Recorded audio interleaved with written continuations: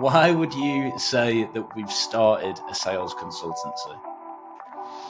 I guess from my opinion, it's one of those. Obviously, we have a meeting and we've been working with clients for the last few years, and I guess just identified there's probably a gap in the market, and also just genuinely people want help.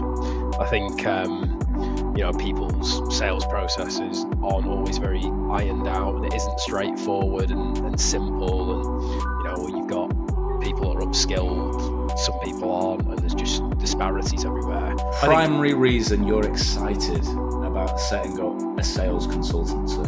But I think one of I'm going to blow my own trumpet if that's all right, and I'm going to blow Zach's as well, if you don't mind. I would say one of the, I guess, skill sets and superpowers that I think we have is taking things that are complex and making them simple. And far too many sales leaders and directors and managing directors make things so complex that it's difficult to understand, so that you don't understand the processes, you don't understand the structure of the business. So I think our job at a sales consultancy, and it's kind of there in the name as well, we've not gone for some big fancy title, it is as simple as it comes. If you want meetings, we have a meeting. If you want a sales consultancy, just ask a sales consultancy. We're big into our we like to geek out on our sales and our psychology, but if we look at sales as a whole and business in 2024, what is the state of sales in 2024? Where are businesses struggling? What are going to be some of the hardest problems that they're going to be facing over the next year and moving forward into the next decade? That's a really, really good question. I think a lot of it is around predictability and consistency. That's the typical issue people come to us with. They have no predictable processes in place, and that could be from a selling methodology. They've got salespeople that just kind of wing it, and you can typically see this when people say things like, "We're great when we get in front of people." As soon as people see it, they're just wowed by it. What that really means is I show them something, when they like it, I don't really know what happens, or why they like it, or what they like about it. I've got no idea what happens there. I'm just going to say that means we're really good. They don't really know what's happened there.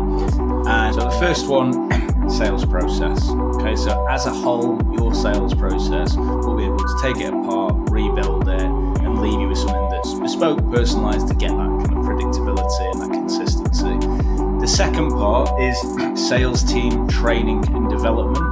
So that could be everything from recruiting the right types of people to having the right onboarding and training, and then developing your existing salespeople again so they can help you achieve those results, and it's not that bottleneck that you have to worry about. The third is market expansion, and that could be go-to-market, like the first time we're bringing a new product or service to market, how do I do it? Or it could be breaking into new areas or sectors, how do I go about doing that? The fourth one is sales enablement, so that revenue piece, everything from the tech that I put in, the reporting that I put in, having things in place that enable the sales team to perform at their best, and having something that's repeatable should you bring in a whole new sales team next week. And then the last one would be the performance and the predictability of the whole thing. So how do I have something that performs? What metrics am I tracking? How do I turn those relevant tabs on or off? And then how do I make it so it's predictable? So those are the things, if you're thinking, well, what do you actually help with? Those are the things that you should be asking yourself. Have I got a good grasp on those things? Or maybe do I need that second opinion? Of course, if you are interested and you want to register for the waiting list, it's www.asalesconsultancy.com.